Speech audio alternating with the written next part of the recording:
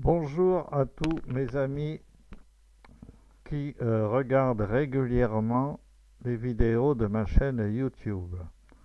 Je suis heureux de vous présenter aujourd'hui une conférence qui a été tenue en juin 2023 lors de l'Assemblée générale de l'association La Route des Canons. Je remercie à ce titre M. Marsac, ancien président, qui m'a permis de la présenter devant ses membres. En même temps, je me devais de rendre honneur à mes deux aïeux qui travaillèrent dans cette filière et à qui je dois beaucoup. Le premier, c'est Gabriel Lemérégie, que vous voyez sur la photo à gauche, qui fut charbonnier du côté de la Cropte, et le deuxième à droite, Charles Régnier, continuateur d'une lignée de forgerons au village du Change. Ces forgerons furent aussi secrétaires de mairie jusqu'à une époque récente.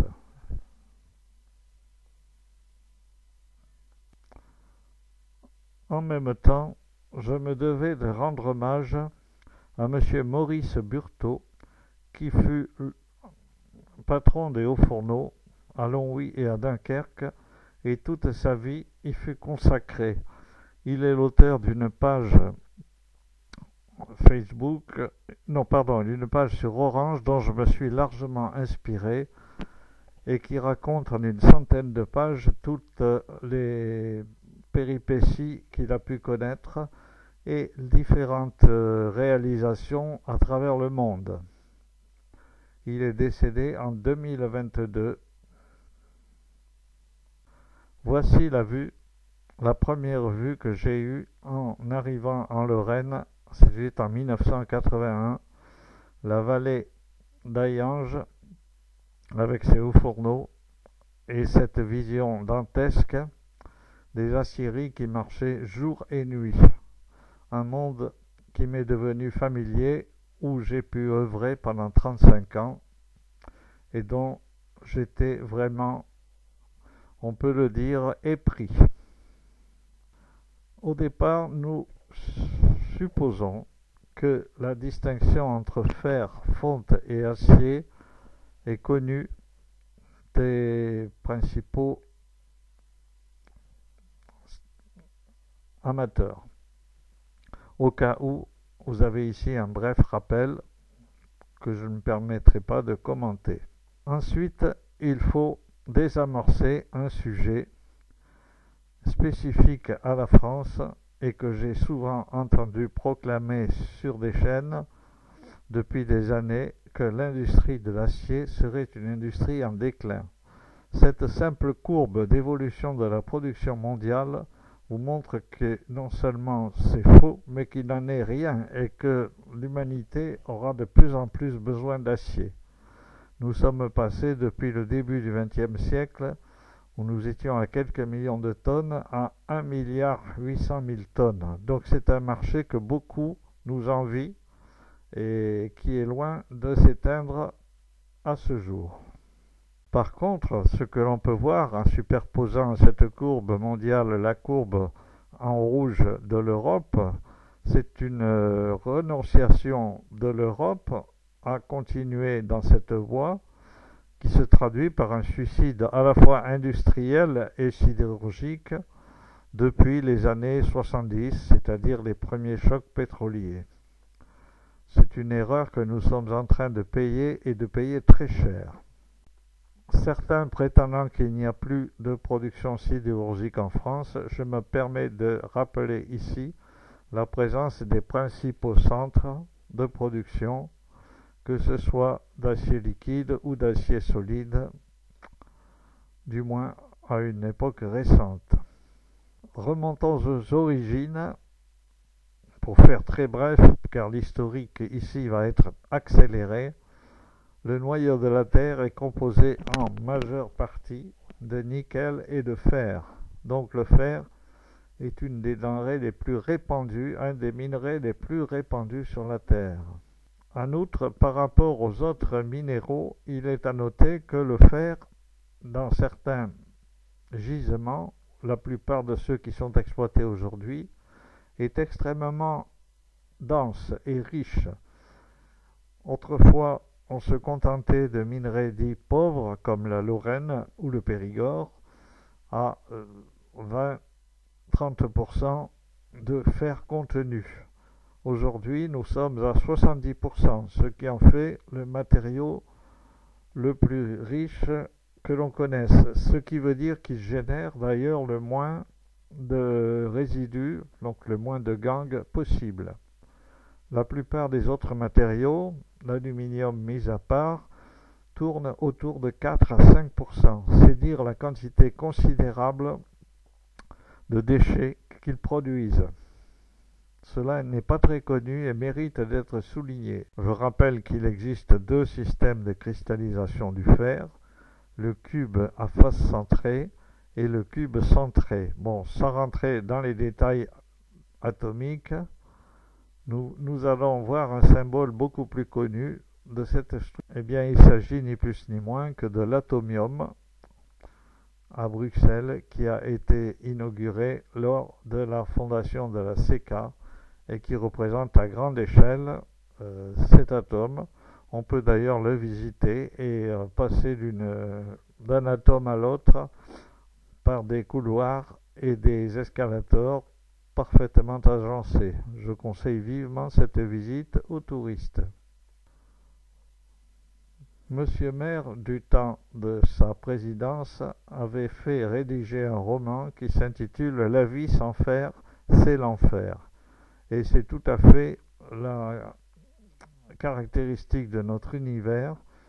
Et ce roman, très bref d'ailleurs, disponible sur Internet, montre que si l'on supprime le fer, la vie est quasiment impossible.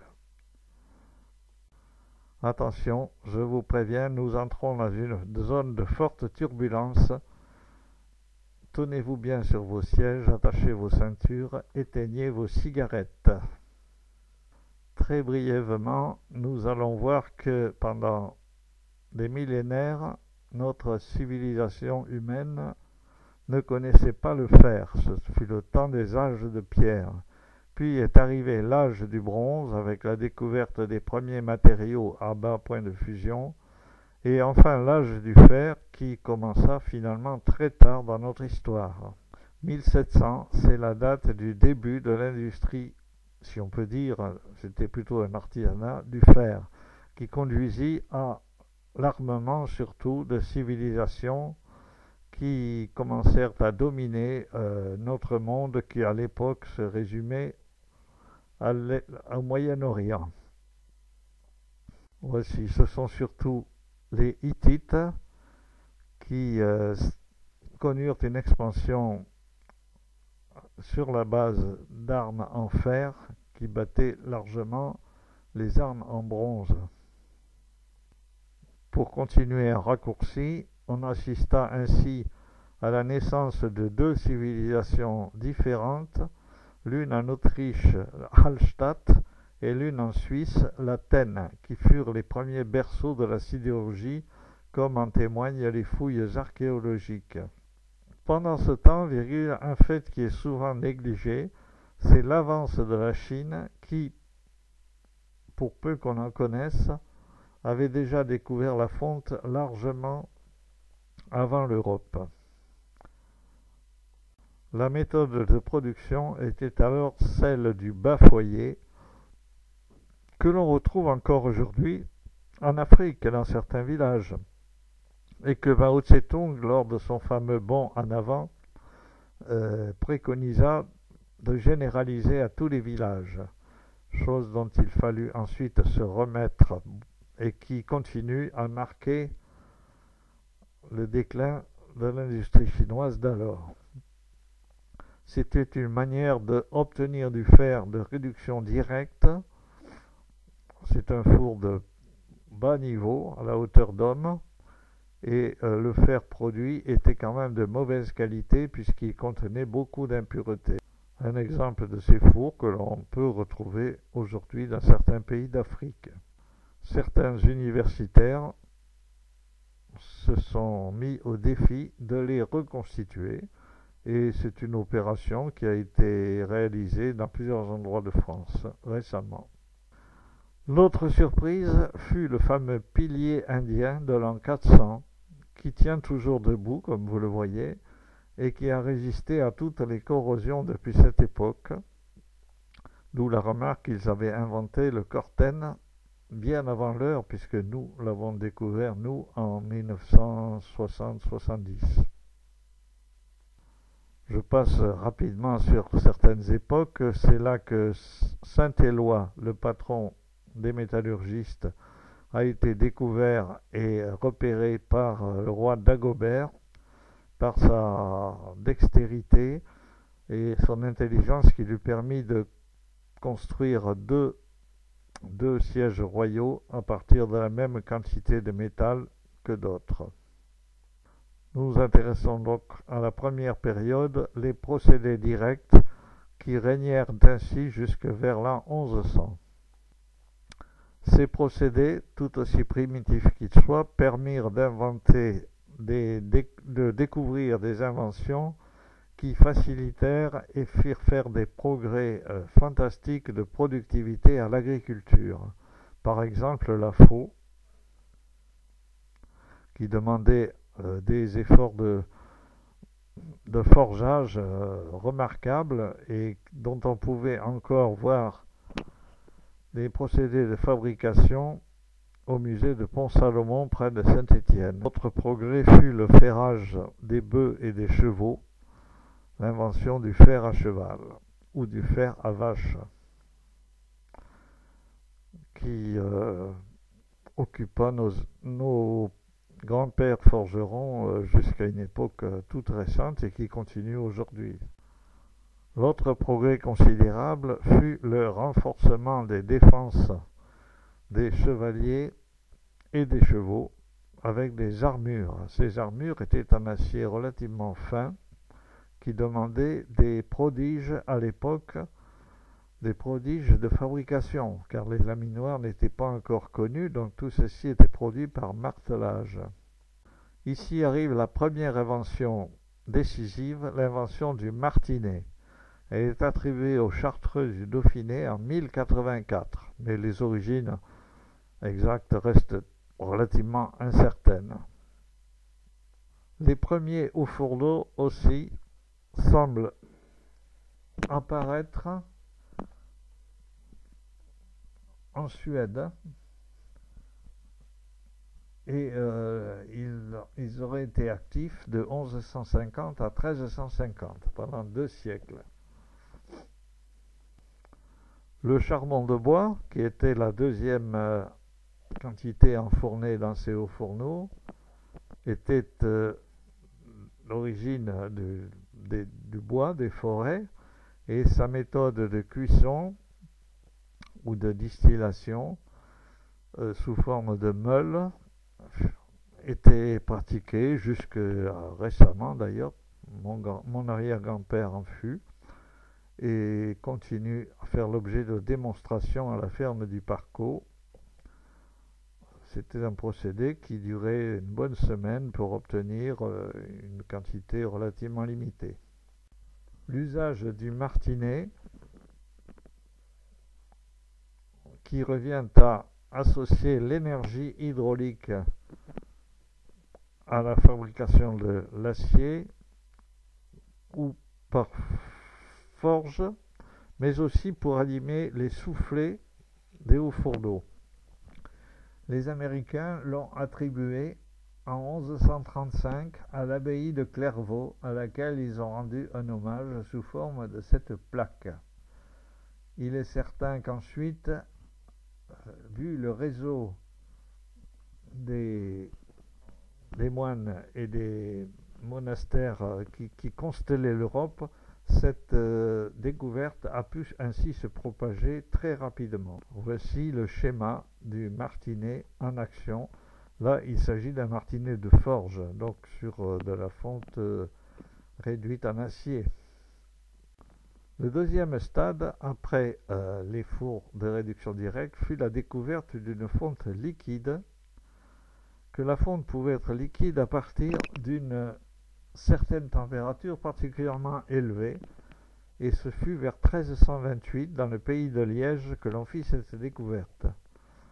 Le nom de cette fonte, qu'on appelle le fer cochon, pig iron, vient de la similitude entre lors de la coulée avec les coulées latérales qui dérivaient du flux central, qui ressemblait effectivement à une laie en train d'allaiter ces petits cochons. Nos ancêtres avaient le sens de l'image, mais le nom est resté jusqu'à nos jours. À cette époque, ce n'était pas la science qui régnait, mais l'alchimie, qui partait des 4 éléments, feu, air, eau, terre, et tentait d'expliquer la mutation du minerai de fer en fonte. Et cette pseudo-explication qui permit le règne d'un certain nombre d'alchimistes dans toutes les communes, dura jusqu'à l'époque de Lavoisier, qui fut le premier à la contredire. Donc pendant plusieurs années, le haut fourneau commence à se généraliser en Europe à partir du XVe siècle. Mais le modèle de compréhension n'est toujours pas, contrairement à ce que montre l'image qui reflète plutôt des découvertes du XXe siècle, le modèle n'est toujours pas celui que nous connaissons aujourd'hui.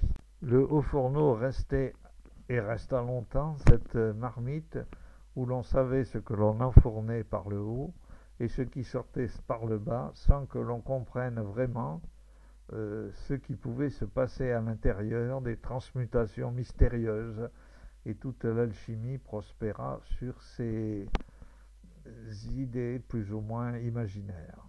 L'un des exemples les plus significatifs en Périgord est le haut fourneau et l'usine intégrée de l'époque de Savignac-Lédrier sur le Vézère, que l'on peut toujours visiter, et qui date de 1521. Il fut d'ailleurs arrêté en 1930. C'est pour vous dire qu'il a quand même duré plus de 4 siècles. Intéressant, une visite que je conseille à beaucoup, qui montre d'ailleurs toute la chaîne de fabrication, depuis le broyage du minerai jusqu'à la fabrication d'acier par cémentation.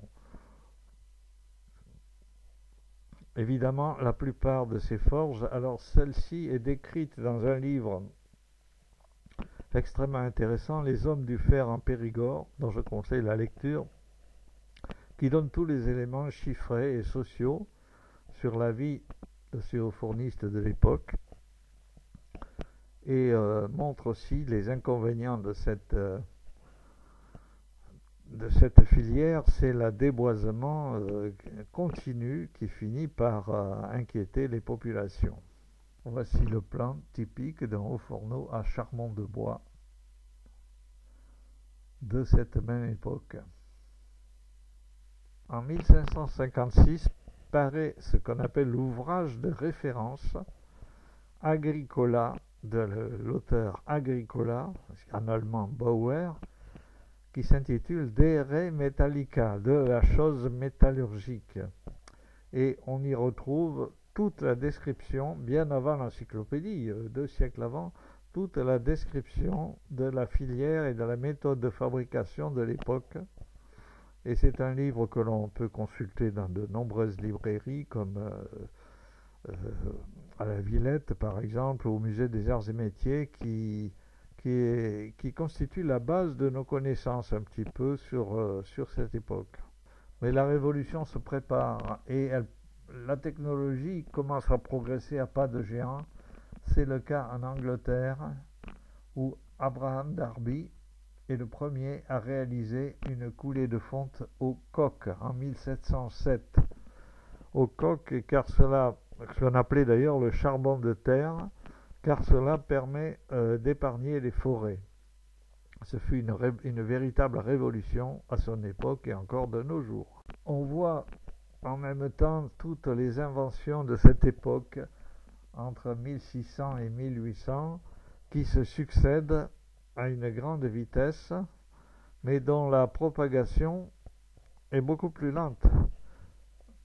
Entre la fonte aux coques en 1707, découverte par Darby en Angleterre, et les premiers essais en France, qui se déroulèrent au Creusot en 1785, il y a donc 80 ans de retard, ce qui explique déjà des retards technologiques de la France par rapport à l'Angleterre. Le coût de la fonte était pourtant divisé par 2. Colbert arrive alors et se met à imposer un certain nombre d'industries en France, et c'est à lui que nous devons la fameuse route des canons. Devant les difficultés de la marine de guerre française contre l'Angleterre, il a décidé d'en reconstituer une entièrement, et cela explique le grand développement de notre région à cette époque. La route des canons, ce sont une bonne centaine de petits hauts-fourneaux le long de la Charente qui permirent d'équiper la marine et les chantiers de la marine qui furent installés à Rochefort et étaient approvisionnés par transport fluvial sur la Charente. L'un des premiers hauts-fourneaux de cette époque, comme la Forge d'Ans, récemment récompensée par le Loto du patrimoine pour sa reconstitution. Et un autre fourneau remarquable, en dehors de Savignac-Lédrier, c'est la Forge d'Étoire qui a été reconstituée et tous les ans réalise des coulées pour le grand public, que je vous incite vraiment à aller voir au mois d'août en particulier. Voici ce qui reste de certains hauts-fourneaux de la route des canons, mais malheureusement souvent ce ne sont que des restes de maçonnerie et la plupart des équipements annexes ont encore disparu. Souvent d'ailleurs ces hauts-fourneaux ont servi de mine de pierre pour les constructions alentours une fois qu'ils ne furent plus utilisés. Alors voici le fameux fourneau d'Étoire en train de couler d'ailleurs, ce qui se passe tous les étés, et une reconstitution remarquable dans des conditions proches de l'époque, puisqu'évidemment les ventilateurs sont mus par l'électricité, mais tout le reste, charbon de bois, minerai, est chargé par le haut, et ce haut-fourneau a une hauteur relativement impressionnante. Après les 2 premières étapes, la fusion directe et la découverte de la fonte liquide, c'est l'acier au creuset et le pudelage qui constituent l'étape 3 de la sidérurgie en 1750, une autre révolution originaire d'Angleterre. C'est un Suisse qui l'a découvert, Kunstmann, et le développement ensuite d'acier au creuset se fit à Sheffield. Et cela permettait pour une fois d'avoir des coulées régulières et homogènes. Au départ, c'était simplement pour les ressorts de pendules, pour vous dire ensuite le développement que ça a subi. En 1750, voici comment étaient présentés les quelques rares plans de hauts-fourneaux ici en Allemagne. Le même genre d'installation en Angleterre autour de la même époque. Les Anglais ont su mieux préserver le patrimoine industriel et on peut visiter plusieurs de ces installations, mais je n'ai pas voulu vous donner tous les détails puisqu'il faut encore aller là-bas pour visiter tout cela. Mais en général, je conseille ces recherches. Un autre plan de la même époque, de Pierre-Clément Grignon. Arrive la période de Louis XVI, avant la Révolution. J'ai simplement mis cela pour indiquer qu'en 1783 a été fondée l'école des mines qui traduisait le premier souci de la préservation des minerais nationaux et qui s'avérera extrêmement profitable pour la suite de notre histoire. Par la suite, la fonte au coq commence à s'imposer et arrive donc en France, et où l'on découvre que certains minerais contenaient un élément fragilisant pour la fonte qui est le phosphore, que l'on cherchera pendant 2 siècles au moins à éliminer. Cort découvre alors, en Angleterre toujours, le procédé de pudelage, une sorte de brassage qui permet de décarburer la fonte pour obtenir de l'acier, c'est du fer pudelé. Je signale alors que la tour Eiffel est entièrement constituée de fer pudelé. L'intermède, si l'on peut dire, de la Révolution française accentua l'écart technologique entre la France et l'Angleterre,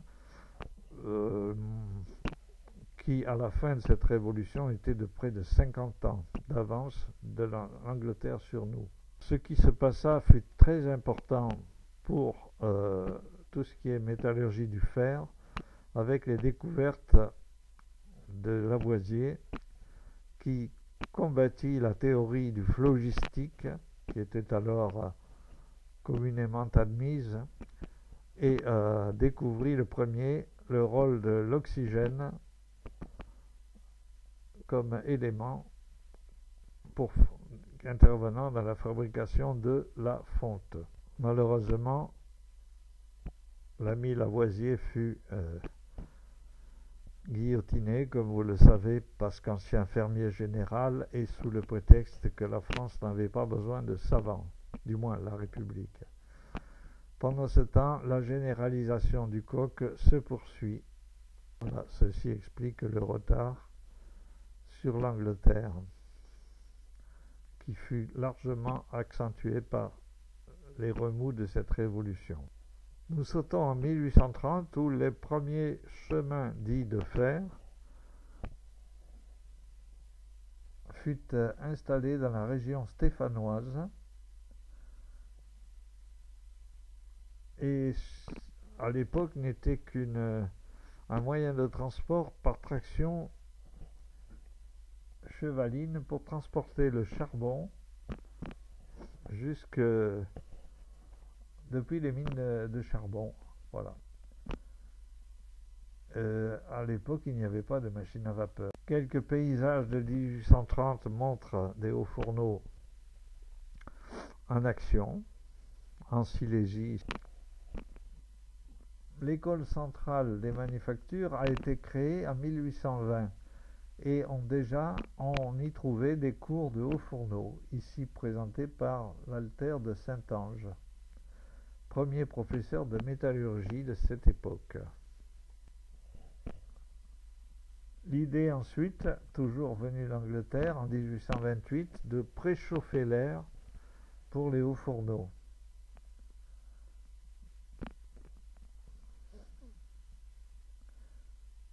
Et c'est ce qui aboutira à la présence de Coopers. Il faut dire qu'en 1840 régnaient encore 4 méthodes régionales, si l'on peut dire, d'affinage: la méthode catalane, la méthode wallonne, la méthode nivernaise et la méthode comtoise. Les hauts fourneaux au coq de Hayange en 1849. Déjà, les premiers plans commencent à émerger. Vous voyez qu'on supporte le haut fourneau sur des colonnes.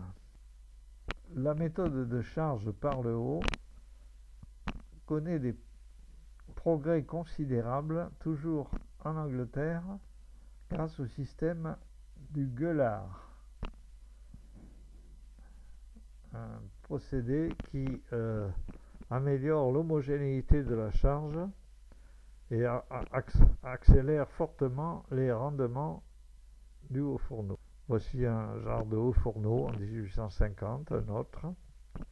Bon, vous voyez que les dessins commencent à converger, traduisant une philosophie commune. En 1854, rappelons que les premiers pavillons de Baltard, les Halles de Paris, étaient construits en fonte. Une autre révolution intervient alors pour l'acier, pour l'affinage de l'acier, le four Bessemer, qui consiste en un soufflage par le fond, qui accentua énormément la productivité, mais de l'acierie. Pendant ce temps, Alfred Cowper, ingénieur britannique, dépose en 1857 son brevet qui permet le préchauffage de l'air de combustion. Et les Coppers, qu'on appelle ensuite, deviendront indissociables du haut fourneau. Le préchauffage poussait la température du vent à 1000 degrés. À la même époque, on peut comparer les profils de deux hauts fourneaux, l'un au coq, l'autre au charbon de bois. On voit que le haut fourneau au coq a déjà un creuset beaucoup plus large et une capacité plus importante. Pour l'histoire également, c'est alors que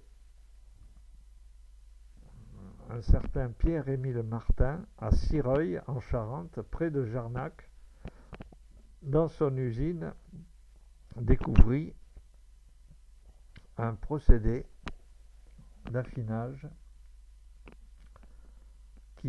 qui dura d'ailleurs pendant 100 ans.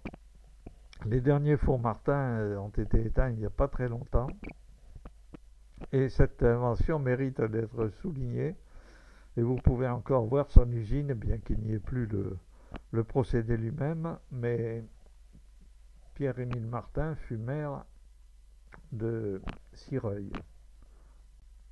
À cette époque, la production commence à se délocaliser vers la Lorraine. On voit déjà que le Périgord est devenu très marginal. Bon, il y a la Lorraine et il y a aussi la région du Creusot qui deviennent progressivement les premiers producteurs nationaux. Lorsqu'arrive la guerre de 1870 et sa conclusion par la cession de l'Alsace et de la Lorraine, les Allemands furent les premiers à tenter d'exploiter le minerai lorrain, et ce qui incita curieusement les Français à s'y intéresser davantage de l'autre côté de la même frontière. Voici une coupe de la mine Lorraine, qui était à l'époque le premier gisement mondial avec des milliards de tonnes de réserves. Assez facile à recueillir puisque sous forme d'un plan incliné d'assez faible profondeur. En 1878, on voit la concentration de la production de minerais autour de la Lorraine. Le minerai de fer prit alors sa dénomination de minette. L'évolution des tailles de hauts fourneaux, ici c'est à Senel près de Longwy, de 1840 à 1880, on voit surtout l'augmentation de la hauteur et du diamètre au creuset, c'est-à-dire de la capacité des dits hauts fourneaux. En 1886, la réalisation de la Statue de Liberté par Bartholdi est un des exemples de la meilleure production française de cette époque et de sa réputation. Les concentrations se poursuivent par les régions déjà citées, ici en 1889. Des hauts fourneaux sont à nouveau construits dans plusieurs régions. Ce sont encore des hauts fourneaux de taille moyenne. Et dans le sud-ouest, on me signale en 1896 la Société des hauts fourneaux de Pauillac, dont il ne doit pas rester grand-chose aujourd'hui, mais c'est pour vous dire que les hauts fourneaux étaient à l'époque devenus une mode ou une nécessité, vu les rumeurs de guerre ultérieures. Un monument connu, dont je ne rappellerai pas le nom, qui est élevé pour le centenaire de la Révolution française, l'exposition de 1889. Malgré le fait qu'il soit très contesté à l'époque et qu'il a survécu grâce à une mesure d'exception comme support d'antenne. Une plaque rappelle d'ailleurs l'origine du métal qui est bien français et lorrain et non, comme certains ont osé le prétendre, venu de pays d'Afrique. Voici le paysage de villes sidérurgiques vers 1900. Le nombre de hauts fourneaux est inversement proportionnel à leur capacité. Après Romba, voici Neuve-Maisons, qui a aussi sa petite collection de hauts fourneaux. À cette époque, on vit fleurir les entrées des stations de métro de l'Art Nouveau, les fameuses entrées de Guimard. Il en subsiste 88 à Paris, mais il y en avait 167. Tout ceci, ce sont des pièces de fonderie remarquables, dont d'ailleurs la durée de vie témoigne de la robustesse. Bien sûr, pendant que l'on parle d'Europe, les États-Unis ne sont pas en reste et se préparent également à devenir les premiers mondiaux. Pour l'instant, la domination est surtout anglaise, française et allemande. Mais les tonnages sont nettement inférieurs à ceux que nous connaissons aujourd'hui. Un homme dont la découverte fut fondamentale sur la compréhension du haut fourneau, c'est un chimiste, Octave Boudoir, qui découvrit son fameux équilibre qui aboutit à la décomposition du oxyde de carbone en CO2 et carbone. C'est un facteur très important dans la conception des hauts fourneaux qui suivit. Voici les diagrammes d'équilibre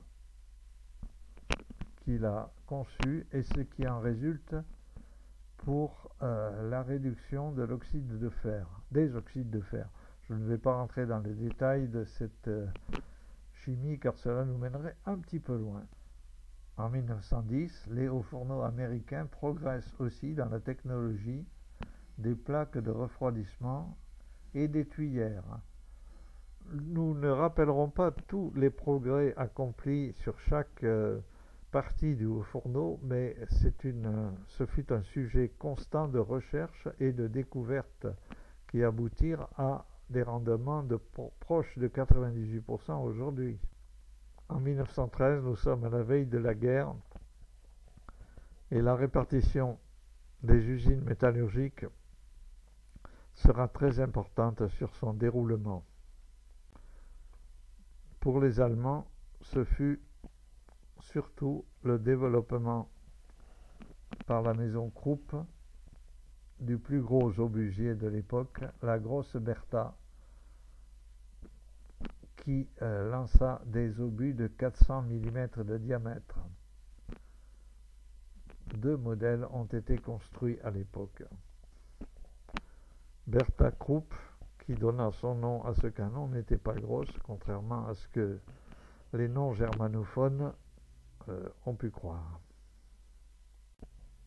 Au passage, je rappelle la décision importante en 1915 de M. André Claveille du Périgord, ministre à l'époque de l'industrie, qui choisit Bergerac pour accueillir une poudrerie nationale.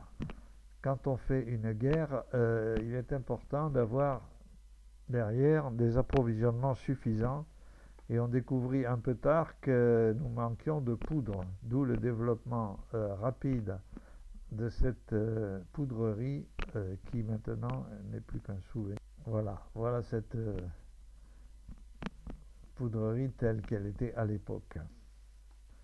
Sur l'armement, incontestablement, c'est l'empire Schneider qui joue un rôle fondamental dans la reprise de contrôle de la situation par la France et ses alliés. En particulier, on doit à Schneider l'invention du fameux canon de 75 et qui a permis cette victoire et resta le canon de référence jusqu'à la guerre suivante. Nous sommes dans l'entre-deux-guerres, période troublée en particulier par la crise d'octobre 1929. Effondrement général. Le minerai de fer français en 1929 reste très abondant, 50 millions de tonnes, donc 95% de Lorraine. Mais le minerai suédois, à faible teneur en phosphore, a relié progressivement le minerai français. En 1914, il ne faut pas oublier que la Société métallurgique de Normandie à Mondeville a été inaugurée à partir du minerai de cette région par Thyssen, qui était copropriétaire et qui avait donc permis cette construction qu'il développa ainsi plus tard qu'en Lorraine à Gondange. Suite à la crise de 1929, on voit en Allemagne monter le national-socialisme. Je ne détaillerai pas cette histoire. On voit ici la progression dans les résultats électoraux de 1919 à 1938. Par contre, ce qui est intéressant de constater de 1929 à 1938, c'est que la production d'acier en France baisse de 10 à 6 millions de tonnes, pendant qu'en Allemagne, elle monte de 16 à 23 millions de tonnes. Donc le réarmement est une réalité. À la veille de la guerre, il restait 199 hauts fourneaux en France. Donc ça montre que la compétitivité n'est pas au rendez-vous et qu'il y a encore beaucoup de petits hauts fourneaux au prix de revient très élevé.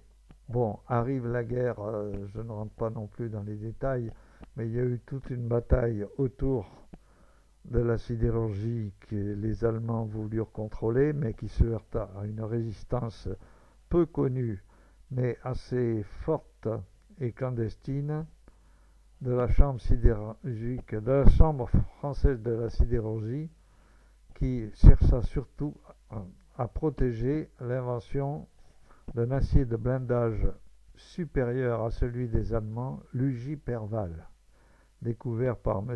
Perrin à l'usine d'Ugine.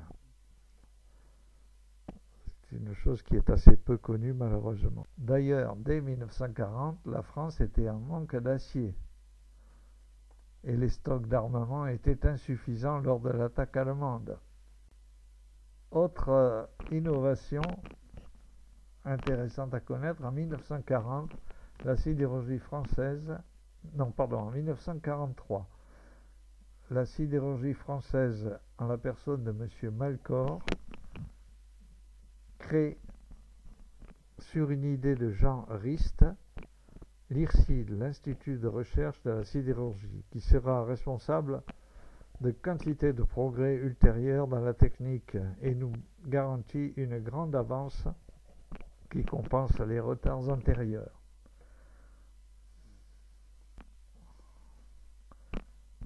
La libération, là aussi je ne commenterai pas plus, mais les images parlent d'elles-mêmes. Une période de transition qui va démarrer les 30 glorieuses. Il faut voir que la sidérurgie est importante, certes, pour faire la guerre, comme on vient de le voir, mais elle est aussi pour la reconstruction. Donc, de toute façon, dans tous les cas, la sidérurgie est importante. En 1948, c'est l'Allemagne qui est occupée par les puissances alliées et par l'Union soviétique. Après-guerre, le seul mot d'ordre de notre industrie, c'est de produire. Revenir en 3 ans à la production de 1929. Vous voyez que ce n'est pas une ambition démesurée, c'est le retour à la case départ. Ce qui jouera un grand rôle dans la reconstruction en 1947, c'est le fameux plan Marshall, dont les crédits permettent la rénovation de notre industrie, mais sous condition, l'une des conditions étant justement de remédier à sa dispersion en concentrant les sociétés. C'est ce qui permettra plus tard de finir avec 2 sociétés, Usinor d'un côté et Solac, la Lorraine, de l'autre, avec les 2 Wendel. Mais ce qui va se passer est alors dramatique pour la sidérurgie française, s'entend française seulement. Les prix vont rester bloqués de 1948 à 1970 Tout ceci dans le but de contrôler l'inflation et éviter une flambée générale des prix. Donc l'investissement n'a pas pu se produire. Il faut voir que cela représente 22 ans de blocage et la sidérurgie française qui avait besoin d'investir va se retrouver en difficulté, comme vous le savez ensuite, et ça finira par une nationalisation qui n'est qu'un retour à la case. Les pères de l'Europe qui commencent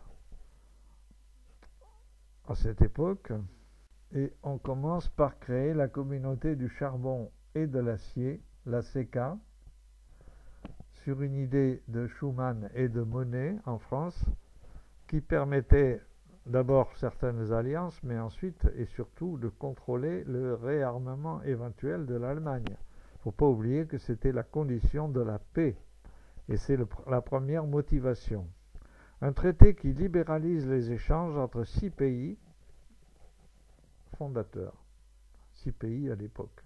Mais il va subsister une différence fondamentale entre la France et l'Allemagne dont on ne parle que très peu. Le marché devait être libre, il le sera certes, mais de l'autre côté du Rhin.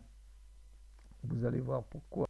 En 1952, la profession qui s'était opposée à la création de la CECA, vu les conditions différentes entre la France et l'Allemagne, font une dernière demande à M. Pinet. M. Jacques Ferry, qui était le président de la Chambre syndicale, il lui demande de respecter la liberté des prix. Et la réponse, c'est « le traité, je m'assieds dessus ». Il faut bien se rendre compte qu'Antoine Pinet, qui est resté pourtant populaire, est le responsable de cette crise qui agitera la sidérurgie ensuite pendant plusieurs années, et décennies même. Mais les hauts fourneaux continuent de fonctionner à régime plein, certes, puisque la reconstruction est active et nous sommes dans les 30 glorieuses, mais qui aurait pu être géré différemment. Alors apparaît la fameuse droite de Rist. Là aussi, je ne rentrerai pas dans les détails de cette théorie, mais qui permit pendant quelques années de piloter les hauts fourneaux. Alors Rist était le fils du fondateur de l'IRSID, mais le fondateur de l'IRSID, qui est d'ailleurs mort au combat en 1945, car il était résistant très actif. Donc cette droite permet de comprendre où se situe le fonctionnement du haut fourneau par rapport à une idéalité chimique. Bon, c'est pour ça que je me permettrai de ne pas rentrer dans les détails. Néanmoins, elle a été d'une grande utilité. En même temps, se développe un bilan thermique dit diagramme de Reichhardt. Il permet de relier la température du gaz et du solide à leur variation d'enthalpie. Donc ces deux modèles coexistent parfaitement et permettent une certaine maîtrise et peut-être une certaine compréhension, au moins servir de base à cette compréhension de ce qui se passe dans cette marmite dont on ne sait toujours pas élucider les mystères. En 1970, les premiers à tenter de comprendre réellement sont les Japonais qui ont fini par figer des hauts fourneaux et faire une véritable inspection de l'intérieur, une véritable spéléologie, et qui ont permis de commencer à dégager les principales zones, la zone de réduction, la zone de fusion, et leurs différentes phases en fonction de la hauteur par rapport au haut du haut fourneau. Voici quelques-unes des réactions et de leur étagement qui a pu être dégagé suite à ces découvertes. Ce fut alors l'étape décisive d'une modélisation thermochimique du haut fourneau, qui est un réacteur de gaz solide, mais qui fonctionne en méthode inversée. Alors ici, j'ai donné les noms des principaux découvreurs de cette théorie, qui aboutit d'ailleurs à la zone intermédiaire d'équilibre thermique, sa mise à l'évidence. Alors, on voit notamment les derniers que furent Chaudron, surtout Michard, Rist et Reichhardt, bien sûr, qui aboutirent à une modélisation qui était un premier pas vers la maîtrise de cette machine qui échappait à beaucoup de personnes. Mais un des problèmes stratégiques fut de savoir ce que l'on faisait de la minette lorraine. La minette lorraine phosphoreuse s'avérait inapte à beaucoup d'applications et pendant longtemps, pour des raisons politico-électorales, on s'est concentré sur la recherche de l'enrichissement du minerai lorrain et de sa déphosphoration. En 1958, c'est la Ve République et ses différents acteurs successifs. En 1960, le paysage mondial change d'échelle. On produit 350 millions de tonnes dans le monde et c'est surtout le réveil du Japon avec 22 millions de tonnes et de l'URSS. Les États-Unis restaient premiers mondiaux avec 90 millions de tonnes. 1970, c'est l'un des derniers plans industriels de Pompidou, géré par Stolleru, qui écrit le 6e plan, c'est l'impératif industriel. Alors la courbe montre la part de l'industrie dans le PIB, ce qui s'est ensuivi, c'est-à-dire qu'au lieu de respecter l'impératif industriel, on a fait exactement le chemin inverse qui aboutit à la décadence de notre industrie aujourd'hui en 50 ans. Et c'est quand même, c'était prévisible puisque Stolleru l'avait bien écrit dans son livre. Il demandait une priorité, un impératif à notre industrie. La sidérurgie, bien sûr, en a fait partie. Toujours l'évolution des hauts fourneaux, mais qui commence à se stabiliser. L'un des plus hauts d'Europe et du monde étant celui de Dunkerque, le haut fourneau 4, construit dans ces années-là.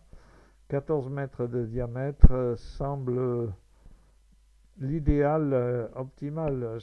Au-delà, il y a des problèmes sans doute de construction et de tenue de l'édifice dans son ensemble. Donc finalement, on en est arrivé là. En 1973, vous voyez qu'on a dû forcer, le gouvernement a dû forcer Solac à construire une usine littorale. Solac, centré sur le minerai lorrain, s'y opposait formellement, pendant qu'Usinor avait développé son usine côtière de Dunkerque.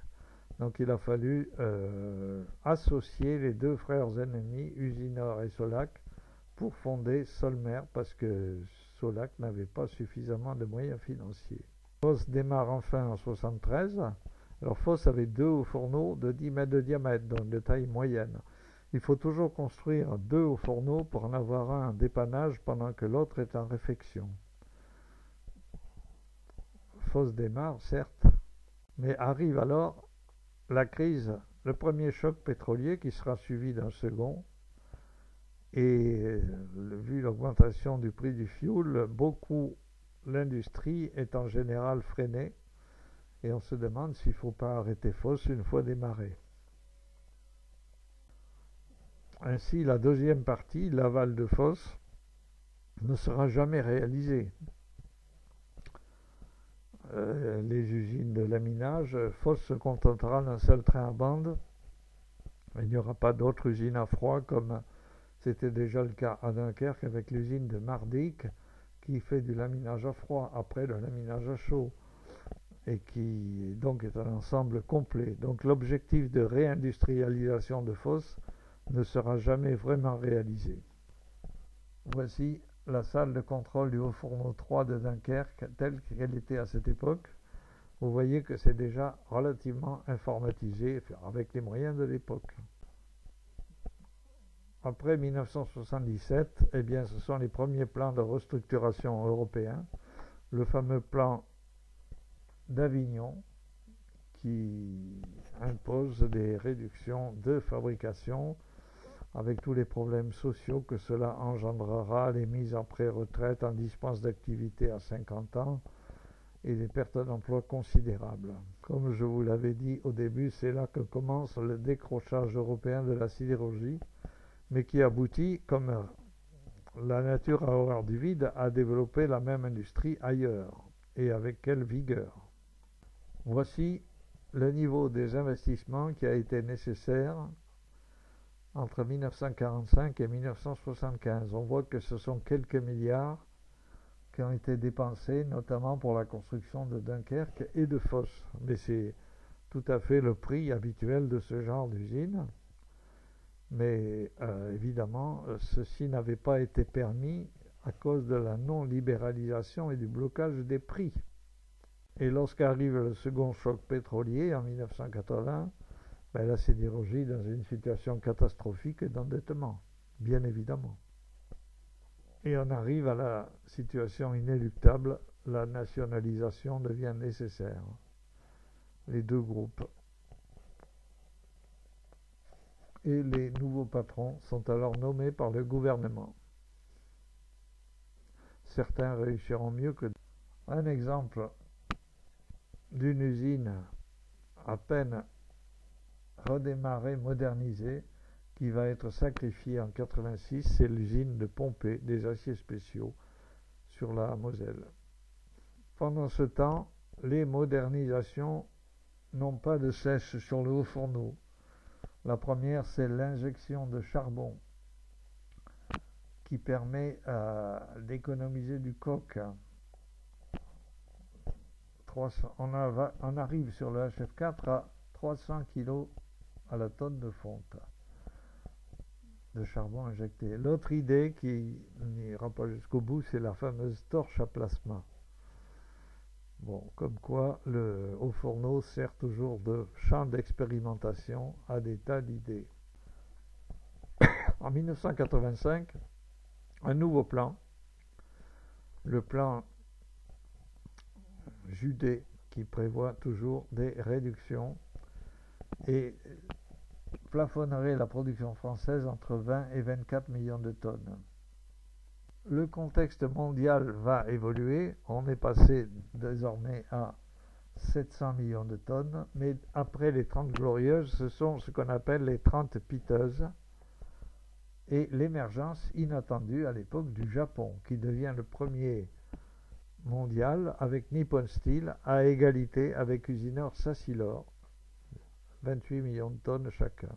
Voici déjà la cabine du haut fourneau de Dunkerque, le haut fourneau 4, telle qu'elle était en 1987. On voit que on n'est plus dans un contrôle manuel, il y a peut-être 2000 capteurs installés sur le haut fourneau et plusieurs opérateurs doivent suivre les évolutions et prévenir les incidents à tout moment. Voici un exemple de contrôle sur écran des approvisionnements du gueulard. 1989, la sidérurgie française est réunifiée sous l'égide de Francis Maire et intervient alors la chute du mur de Berlin et l'effondrement de l'URSS. Je ne commande pas tout. Par contre, je note l'intervention décisive de M. Alex Michard, qui nous a quittés il y a peu, et qui a modélisé le haut fourneau par un modèle physico-chimique du fonctionnement et qui a été un des personnages décisifs de cette découverte. Il fut ensuite, après avoir dirigé les hauts fourneaux de Fos, il fut ensuite directeur de l'IRSID. Arrive en 1993 un nouveau plan de restructuration, le plan Brown, auquel la sidérurgie française apporta une lourde contribution par des fermetures volontaires, comme les Anglais d'ailleurs. Son bilan à l'époque fut une réduction de 17 millions de tonnes des capacités. On aurait aimé voir d'autres pays que l'Europe participer, mais comme toujours, c'est nous qui donnons l'exemple en nous donnant un coup de pistolet dans le pied. En fait, la réduction globale aura été de 22 millions de tonnes, avec, disons, une réduction de 90 000 personnes en Europe d'emploi. Les plus fortes réductions sont au Royaume-Uni, en France, en Grèce et en Espagne. On a commencé d'ailleurs à assouplir le code des aides qui était très très restrictif pour permettre certaines fermetures.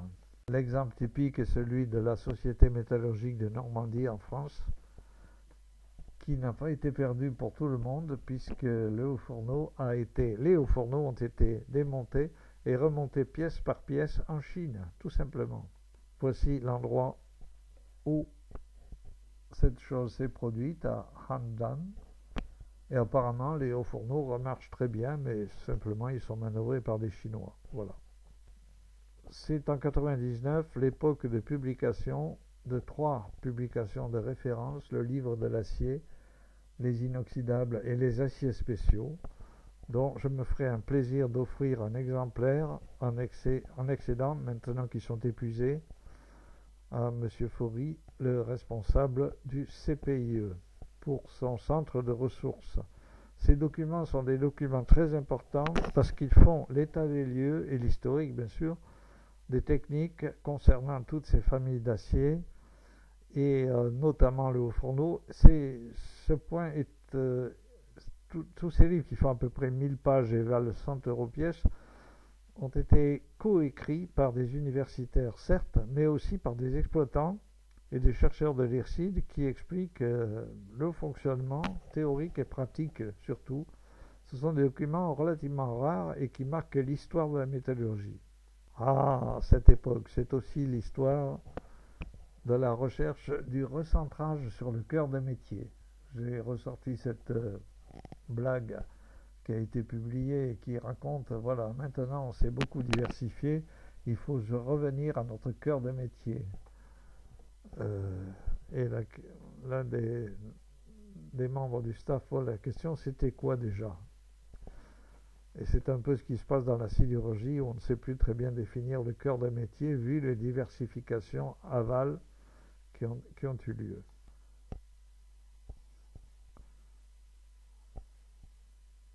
C'est alors que paraît un document prémonitoire en 1993 vers une sidérurgie sans carbone. À l'époque, c'était particulièrement osé, mais surtout que les techniques dont on va parler par la suite n'étaient pas connues du tout. Donc c'était un coup d'épée dans l'eau, mais malheureusement qui sera pris pour argent comptant 20 ans plus tard. Nous en arrivons maintenant à un des progrès décisifs du haut fourneau, le procédé Sachem. Il ne s'agit nullement, malgré le portrait, de Cochise ou de Sitting Bull, mais du système d'aide à la conduite des hauts fourneaux en marche. Vous allez voir que ce système révolutionnera plus d'une chose en dehors des hauts fourneaux. En fait, dans son principe, il s'agissait, vu la raréfaction des compétences dans ce domaine, de simplifier le travail de l'opérateur du haut fourneau qui devait tenir compte de plus en plus de mesures, de capteurs en vue de déceler les incidents et éventuellement d'y apporter remède.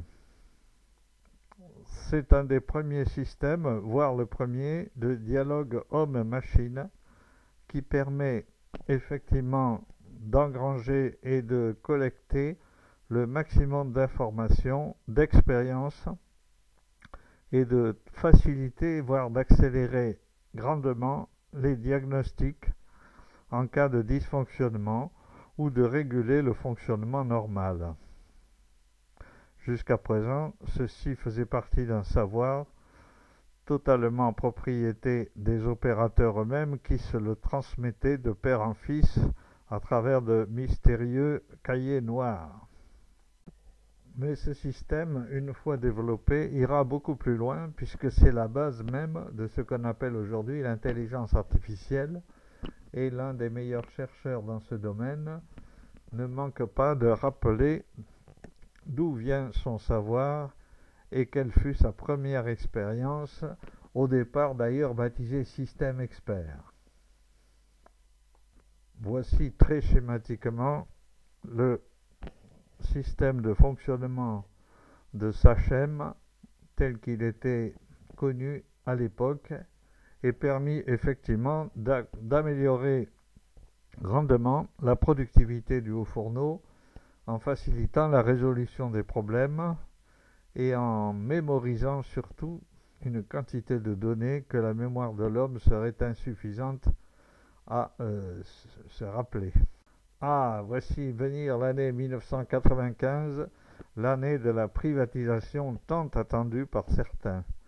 Et bien sûr, les actionnaires étaient sollicités, les petits porteurs aussi, les institutionnels, mais aussi les salariés, à qui on proposait des conditions avantageuses, ce qui explique encore aujourd'hui notre présence d'association des actionnaires salariés, avec ce fameux slogan « Devenez actionnaire du troisième millénaire ». Aujourd'hui, les actionnaires du troisième millénaire sont dans le troisième millénaire et peuvent mesurer tout ce que ce slogan avait de plus ou moins abusif. 2 ans plus tard est signé le fameux protocole de Kyoto qui préconisa déjà les premières mesures concernant les émissions de CO2 et ces mesures auront des conséquences non négligeables sur la vie des hauts fourneaux de France et de Navarre. Après la privatisation, se constitue le premier groupe européen et mondial qui devint Arcelor entre Français, Luxembourgeois et Espagnols. À ce moment-là, il produisait 45 millions de tonnes, mais cela ne se fit pas sans douleur puisque Francis Maire dut céder sa présidence à M. Kinch et aux Luxembourgeois, qui se firent l'arbitre, mais la France à ce moment-là possédait 50% des actions, voire un petit peu plus. Voici l'actionnariat de l'époque. Le groupe Arcelor est essentiellement français, luxembourgeois Arbed et espagnol Aceralia. Ce mariage fut au départ un mariage de raison, puisque Aceralia avait résisté à Usinor pour finalement se faire racheter par l'Arbed, et que, bon gré mal gré, les trois ont dû se marier pour arriver à la situation de leader mondial. Le premier directoire représente à peu près ces 3 nationalités et on note la présence de Français en nombre cohérent ainsi que celui de Luxembourgeois et d'Espagnols. Et le démarrage fut relativement favorable, mais Maire choisit comme successeur M. Guy Dolé, qui était connu pour ses origines nordiques. En 2002, on voit ici ce qu'on appelle les profils des hauts fourneaux normalisés. C'est à cette époque-là que l'on trouvait des hauts fourneaux de taille respectable, certes, mais qui ne dépassèrent que très peu les 14 mètres de diamètre, comme le HF4 de Dunkerque. Quelques années après, M. Maire est sollicité par Jacques Chirac pour devenir ministre du budget et de l'économie et des finances, et il prit comme adjointe à l'industrie Madame Nicole Fontaine, alors présidente du Parlement européen. On n'a toujours pas compris aujourd'hui la raison de ce choix, car elle avait très peu à voir avec l'industrie. Le séjour de M. Maire au ministère fut assez bref, 2 ans, et lui laissa un souvenir amer qu'il traduit par 2 livres. Le premier, c'est Vous les politiques, et le deuxième, avant les prochaines élections présidentielles, Vous les candidats. Ces 2 livres sont extrêmement intéressants car ils traduisent toutes les difficultés et reflètent les difficultés de notre pays qu'il analysait avec un regard d'industriel avisé. En 2002, c'est une date charnière, c'est la fin du traité CECA. Le traité CECA avait été conclu un peu comme une coopérative pour durer 50 ans, 1952-2002. De plus, c'était un traité payant où les industries finançaient elles-mêmes les mesures sociales. Le budget de la CECA était un budget à part de l'Union européenne. D'ailleurs, toutes les instances de la CECA restèrent pendant 50 ans séparées de celles de l'Union européenne et elles comportaient des innovations pour l'époque comme un comité consultatif tripartite. Et toute la bataille à la fin du traité CECA fut de savoir, comme les finances étaient très bien gérées, savoir ce qu'on allait faire des millions résiduels. En fait, le budget résiduel s'avéra être de 1 milliard d'euros, sagement placé depuis 50 ans, qui permit de financer ensuite un fonds d'aide à la recherche qui avait été l'un des moteurs de la CECA. Pour faire un bref bilan de la CECA sur ces 50 dernières années, on voit que l'acier a su préserver sa production tout en réduisant drastiquement ses effectifs, mais que le charbon n'y survécut pas et finit par son extinction définitive en Europe, ou presque, puisque l'Espagne et l'Angleterre gardaient encore des gisements houillers extrêmement importants.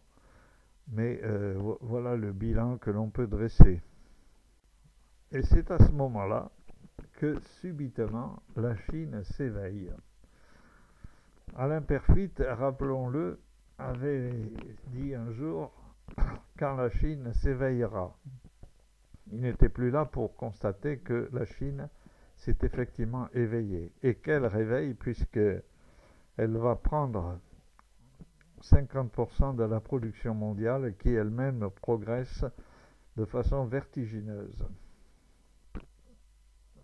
Or, à ce moment-là, se profilait la légende de Magic Mittal. La société Mittal, qui était partie de 2 millions de tonnes, commençait à atteindre 30 millions de tonnes 20 ans plus tard et commençait à s'intégrer dans le top 10 des producteurs mondiaux.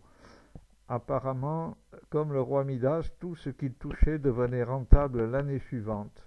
Et il était redoutable et redouté car l'essentiel de ces usines à l'époque était composé d'anciennes usines dont personne ne voulait, notamment au Québec, dans les pays de l'Est et bientôt aux États-Unis. En 2004, moment historique, le milliard de tonnes d'acier au niveau mondial a été dépassé. Et en tête, on trouve la Chine qui en produit 127 millions, poursuivant une progression quasiment ininterrompue. Dans ce monde de l'acier, quand on parle de géants, il est important de constater que les plus grandes sociétés mondiales restent des PME. Avec 45 millions de tonnes sur 1 milliard, le leader mondial ne représente que 5% du marché mondial. Et c'est un peu ce qui continuera de caractériser la sidérurgie pour les 30 années à venir. Il n'y a jamais eu la même concentration que l'on trouve dans l'automobile, l'aluminium, l'aéronautique, où 2 ou 3 constructeurs occupent 80% du marché. Ici, on restera dans un marché de foisonnement d'entreprises, bon, certes importantes, mais de taille moyenne par rapport au marché. Et pendant ce temps, un piège se resserre. Le joueur de Go qui est Mittal continue à marquer et placer ses pions sur l'échiquier mondial, enfin plutôt le Goban mondial. Mais évidemment, jusqu'alors, la sidérurgie européenne était loin de s'en méfier et le considérait comme un petit joueur. Pourtant, elle aurait dû être prudente.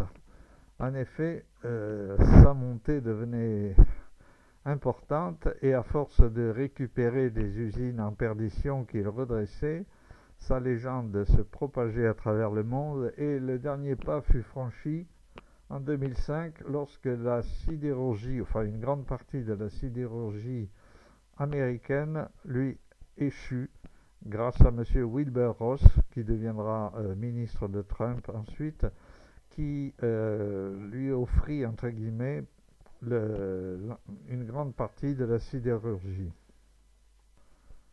Certes, le clairon fut enclenché, mais beaucoup trop tard, malgré que, à l'époque, j'ai prévenu souvent la direction, en tant qu'ancien stratège et observateur de la progression de Mittal, qui ne fut pas écouté, étant considéré comme un acteur de seconde zone, de bas de gamme, qui n'allait surtout pas se payer, il n'aurait pas les moyens de se payer le luxe d'acheter le leader mondial, qui était occupé bien ailleurs.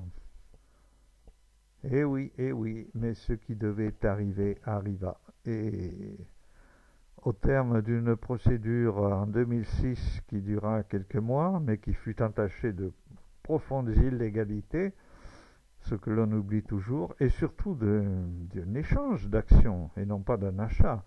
Mittal réussit grâce à une surévaluation de ses propres actions à réaliser un échange tout à son profit et finalement paya le minimum. Il n'y eut pas beaucoup de résistance et l'affaire fut réglée en quelques mois en 2006.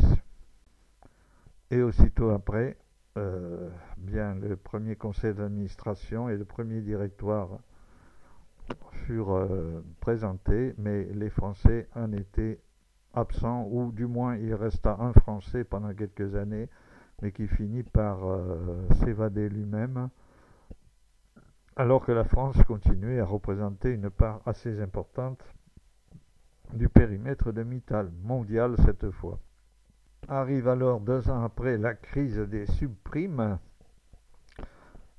tempête mondiale qui toucha l'ensemble des finances et notamment les marchés d'actions, qui vit baisser l'action de Mittal de 70% au moins. Preuve que s'il avait voulu faire son OPE 2 ans plus tard, il n'aurait pas eu les moyens tout simplement. Survient alors, important pour les hauts fourneaux, le programme ULCOS, Ultra Low Carbon Steelmaking. Il s'agissait de mettre en œuvre tout un tas de mesures dont le captage et la séquestration du CO2 à la sortie des hauts fourneaux et son stockage souterrain dans des réserves. Notamment ce programme gigantesque pour l'époque, avec un budget très conséquent et qui regroupait les sidérurgistes européens, aurait pu maintenir en vie à titre expérimental les hauts fourneaux de Florange qui étaient déjà menacés. Bon, voici très brièvement le résumé du projet ULCOS de captage du CO2 dans des nappes souterraines très profondes autour de la Meuse. Mais la décision de fermeture des hauts fourneaux de Florange était plus que prévu et le programme ULCOS, qui aurait pu permettre leur survie quelques années, se vit subitement arrêté par décision de ArcelorMittal, et la demande de financement européen, qui aurait pu se monter à quelques centaines de millions, fut arrêtée de ce fait. En 2011 arrive l'accident nucléaire de Fukushima. Bon, je ne commenterai pas cet événement, mais simplement pour dire qu'il a eu des conséquences sur les trajectoires nucléaires de certains pays comme l'Allemagne et renforça les mouvements écologistes. En 2012, le fameux duel pour la candidature à la présidence de la République, qui vit la victoire de M. Hollande suite à son discours « Moi président, moi président ». Et évidemment, à ce moment-là, la décision de fermeture des hauts-fourneaux de Florange fut entérinée et exécutée, avec en contrepartie une loi qui obligea les fermeurs d'usines à rechercher un repreneur. Bon, loi qui est plus ou moins appliquée actuellement. Pour défendre les hauts-fourneaux, c'est là que l'on vit la figure de M. Édouard Martin, délégué CFDT, qui voulut être le cauchemar de Hollande, du président de l'époque. Mais il se retrouva bien isolé face à un certain nombre de débatteurs, ici chez Yves Calvi. Ils étaient 4 contre lui, M. de Sertine, M. Bouzou, M. Élie Cohen, et on ne sait pas pourquoi, Mme Catherine Ney, qui n'a rien à faire dans ces débats de hauts-fourneaux, et qui est périgourdine, je le rappelle. En tout cas, tous ces gens-là lui dirent que les hauts-fourneaux c'était fini et que l'avenir du pays ne se dessinait pas à l'ombre des hauts-fourneaux. Voilà. Voilà à quoi on en est arrivé. Effectivement, le paysage français de la production de fonte que vous voyez sur cette carte se résumait à 3 hauts-fourneaux pour 7 millions de tonnes à Dunkerque, 2 hauts-fourneaux pour 2 millions de tonnes à Hayange et 2 hauts-fourneaux pour 4 millions de tonnes à Fos. Donc la fermeture d'Hayange nous priva de 2 millions de tonnes qui furent transférées sur les autres sites, notamment et surtout à Dunkerque. Voici le paysage revu par ArcelorMittal. Évidemment, Dunkerque se permettait ainsi de trouver sa revanche en atteignant sa capacité initiale prévue en 62 de 7 millions de tonnes, qu'il était encore assez loin d'atteindre et que cette fermeture leur permettait d'obtenir. Évidemment, pendant ce temps, Florange est reconvertie en usine de laminage à froid et de galvanisation. Bon, la plupart des travailleurs ont été reclassés, certes, mais on verra plus tard que le besoin en hauts fourneaux n'en restait pas moins patent. Voilà, un rappel de la situation toujours vue par ArcelorMittal. Alors que faire ensuite d'un cauchemar qui pouvait être gênant? Eh bien tout simplement le proposer comme tête de liste aux élections européennes au détriment de Mme Trottmann de Strasbourg. Et finalement, il s'est calmé et vu le salaire qu'il touchait ou l'indemnité était devenu tout à fait calme. À un détail près, c'est qu'il fut interdit de séjour par la suite lorsqu'il voulut revenir à Florange. En 2013, dans le même temps, se produisit un événement considérable pour l'Allemagne, le naufrage de Thyssen. Au départ de Eckhard Schultz, son patron légendaire, qui s'était aventuré à investir, lui aussi, aux États-Unis, une usine toute neuve de 1 milliard d'euros, et au Brésil, une usine beaucoup plus conséquente qui lui a coûté plusieurs milliards d'euros, mais qui n'a jamais pu démarrer car elle avait été construite sur du matériel chinois, of course, et posait des graves problèmes à l'environnement.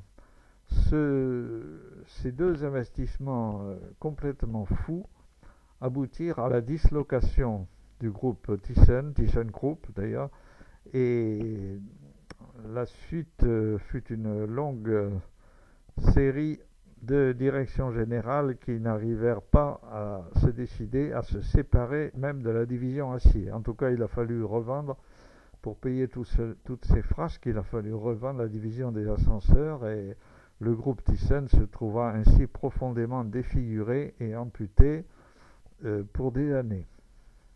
En décembre 2015, la fameuse conférence de Paris sur le climat, la COP 21, où l'on décida de prendre les mesures pour à ne pas dépasser 1,5 degré de réchauffement de la planète. Bon, ceci aussi aura des conséquences et va avoir des conséquences sur la survie des hauts fourneaux.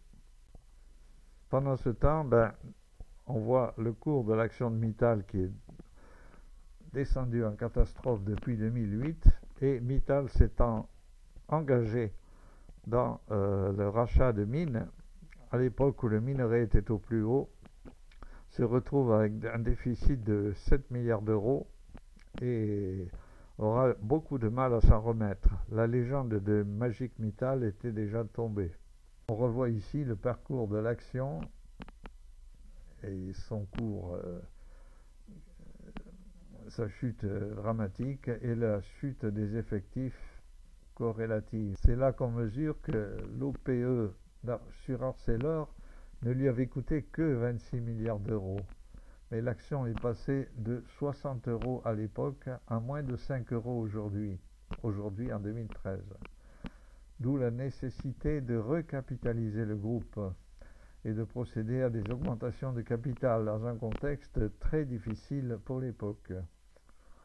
Aujourd'hui donc, à ce prix-là, l'OPE n'aurait jamais dû se produire. Et la baisse des effectifs en 10 ans a été du tiers, 30%. Donc la légende s'appuie quand même sur des chiffres imparables.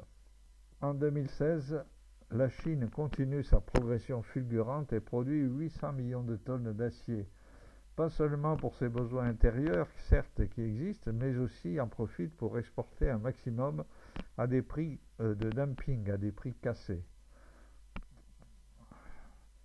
Pékin augmente ses capacités de production sans aucune limite, avec des aides d'État considérables.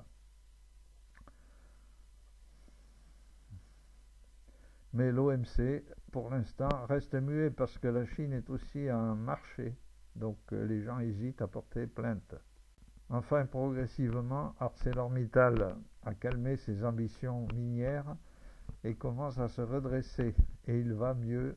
Disons jusqu'en 2014-2015, l'endettement commence enfin à se réduire, car jusqu'alors, Mittal, nouveau périmètre, vivait surtout grâce à la bienveillance des banques, comme Goldman Sachs, qui lui donnaient l'argent sans compter. Or, maintenant, les gens commencent à y regarder de plus près. Les hauts fourneaux d'Hayange étaient encore en sursis, en fait, et finalement, la décision finale de leur arrêt définitif n'apparaît qu'à ce moment-là. Ensuite, on voit apparaître le Brexit, qui perturba un peu la vie de l'Union européenne. Déjà, sa sidérurgie et donc ces hauts fourneaux étaient entre les mains de Tata Steel, un peu le concurrent de Mittal, indien lui aussi, et du chinois Jingye. Donc il n'y avait pratiquement plus de contrôle sur l'ancienne British Steel historique. Les commissions d'enquête parlementaires sur la sidérurgie se poursuivent. Il y en a une au niveau de l'Assemblée nationale qui durera près d'un an, et puis on voit en 2019 une mission sénatoriale. Cette mission sénatoriale constate les dégâts subis par notre sidérurgie nationale et émet un vœu qui est un peu une première historique. Elle demande que le ministère de l'Industrie soit réhabilité en tant que vrai ministère. Il faut dire que depuis Madeleine, les effectifs étaient en décroissance constante depuis une quinzaine d'années, et à l'époque 2019, et peut-être même aujourd'hui, il n'y a pratiquement plus d'experts de la sidérurgie dans les ministères. Lorsque le ministre dit « je vais en parler à mes services », il faut savoir qu'il en parle peut-être à une seule personne et que l'ensemble des dossiers est littéralement perdu.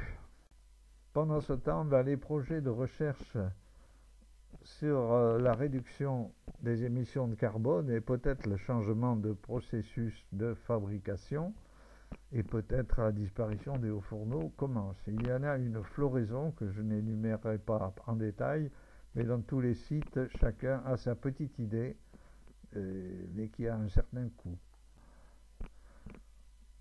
Survient la crise du coronavirus, là aussi je ne commenterai pas, mais elle a eu des conséquences indéniables sur la chute des marchés et la limitation des effectifs, heureusement temporaire. En 2019, coup de tonnerre dans le monde de la sidérurgie. ArcelorMittal, qui était premier mondial depuis 10 ans, se fait doubler par un Chinois, comme on aurait pu s'en douter, Baowu, qui produit 95 millions de tonnes, alors qu'ArcelorMittal est juste en dessous. Mais la plupart des autres sidérurgistes du top 10 sont tous asiatiques maintenant. Cela correspond d'ailleurs à la décision européenne depuis la première crise du pétrole de limiter sa production. C'est la seule région du monde qui parle de surcapacité chez elle, alors que les autres continuent joyeusement d'augmenter les leurs. D'ailleurs, l'OCDE, qui est le dernier organisme mondial à surveiller cela, estime que les surcapacités mondiales seraient d'environ 700 millions de tonnes. Personnellement, je me méfie du terme de surcapacité quand on voit la progression du marché, les courbes que j'ai montrées au tout début. Les surcapacités d'un jour deviennent des sous-capacités l'année suivante. Enfin, on observe quelques piétinements de la production d'acier mondiale, mais la plupart des grandes entreprises sidérurgiques sont en Asie. La Chine a dépassé 1,05 milliard de tonnes en 2020. Voici maintenant le classement mondial 2020 des premiers groupes. Tous les autres sont, en dehors d'ArcelorMittal, qui peut être considéré en grande partie comme européen, les autres sont chinois, japonais, coréens, mais essentiellement chinois. La production mondiale est encore partagée en 2020 en 3 types de procédés. La courbe bleue sont les hauts fourneaux, la filière dite à l'oxygène pour l'acierie. Les aciéries électriques sont en rouge, mais elles sont basées essentiellement sur des ferrailles et représentent autour de 40% de la production mondiale. Elles sont limitées en elles-mêmes, malgré leur faible émission de CO2, par la disponibilité de ferrailles qui ne sont pas infinies, contrairement aux minerais de fer dont les réserves sont encore extrêmement importantes. Et enfin, en violet, la petite courbe montre la progression de ce qu'on appelait la réduction directe, essentiellement à partir de gaz et non pas d'hydrogène, qui reprend sa petite place dans les pays où le gaz est quasiment à bon marché. Voici d'ailleurs un des hauts fourneaux dits de réduction directe. C'est un procédé assez différent du haut fourneau, mais qui a eu son heure de gloire et continue. Ici, on voit les types de réduction directe et l'origine de leur combustible. Charbon, gaz, essentiellement. Pour les émissions de CO2, depuis la COP 21, les normes se succèdent et les normes européennes, à partir de 2021, ne passent pas. Elles veulent limiter d'autorité les émissions de CO2, alors que les réactions chimiques les limitent, j'allais dire, naturellement. Donc cela pose un problème de conscience. À partir du moment où les limites chimiques sont obtenues, il faut peut-être changer de procédé et de réduction, ce qui touche directement la méthode du haut fourneau. Voici les 3 méthodes qu'ArcelorMittal s'est proposé de développer en attendant mieux. Pour l'instant, il rejette 12 millions de tonnes de CO2 soit 1,8 tonnes de CO2 par tonne d'acier dans la filière dite oxygène, la filière aux fourneaux. Mais il existe des procédés déjà connus pour réduire cette production, ce qu'il va s'obstiner à mettre en œuvre dès maintenant. Si on veut aller plus loin dans ce qu'on appelle le verdissement, des premières estimations financières des investissements nécessaires les situent entre 15 et 45 milliards de dollars pour le déploiement des solutions bas carbone. Donc apparaissent l'utilisation de l'hydrogène et le stockage et le captage des gaz à effet de serre. Mais disons que les objectifs premiers affichés par le groupe sont de réduction de 30% à 2030 et neutralité carbone en 2050. Les objectifs de la Commission sont de réduire les émissions, tout compris, de 50% à 2030, 55% à 2030, et en 2050, la neutralité. Apparemment, la seule méthode à ce moment-là deviendra le four électrique et la réduction par l'hydrogène, qui deviendrait se substituer aux fourneaux. Pour rappel, le parcours de l'action ArcelorMittal depuis 1995, depuis l'action Usinor, et l'on voit que depuis les subprimes, l'évolution à la baisse, la chute drastique, rien ne s'est vraiment amélioré.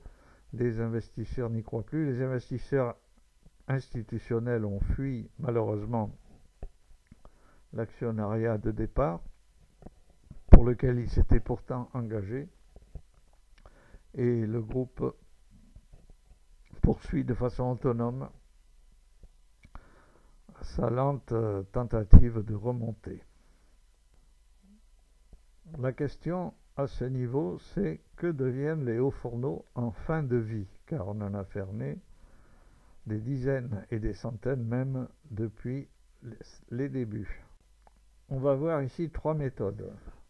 La première, c'est la méthode américaine destruction, largement appliquée en France, que ce soit à Agondange et ailleurs. Méthode expéditive, mais qui suppose aussi une dépollution des terrains, qui est une autre paire de manches. Un autre fourneau historique, celui de l'usine de Pompée, dont je vous avais signalé la fin, pourtant d'une usine rénovée en 87. Une idée qui durera quelque temps de reconversion à Agondange d'un parc de hauts fourneaux en parc de loisirs. Ce fut l'idée du parc des Schtroumpfs, mais qui fut un échec complet malgré la reprise par le groupe Walibi belge. Mais de l'autre côté du Rhin, pas si loin de nous, en Sarre, que se passa-t-il? Les hauts fourneaux de Velklingen, pas loin de Dillingen, furent fermés à une certaine époque. Et d'après vous, quelle fut leur idée pour les maintenir? Car il s'agissait bien de maintenir au lieu de détruire. Eh bien, c'est tout simple. Les inscrire au patrimoine mondial de l'UNESCO comme patrimoine industriel. Et c'est ce qui fut fait. Donc actuellement, ces hauts fourneaux sont entretenus et abritent encore et disons servent de visite aux touristes et emploient encore 60 personnes en permanence pour l'entretien et les visites. Voilà une vue de nuit de ces hauts fourneaux et cette idée originale de les reconvertir ainsi, mais malheureusement qui n'est pas généralisable. Voilà, je vous remercie de votre aimable attention. Ce fut certes un peu long, mais l'essentiel a dû être dit. Je vous invite à regarder la suite de cet exposé, mais là nous nous intéresserons non plus au passé du haut-fourneau, mais à son avenir potentiel, dans la mesure où beaucoup de hauts-fourneaux sont encore menacés et pourraient être complètement transformés, voire disparaître. Restez attentifs, le sujet n'est pas terminé et le débat va rester ouvert. Merci de votre attention.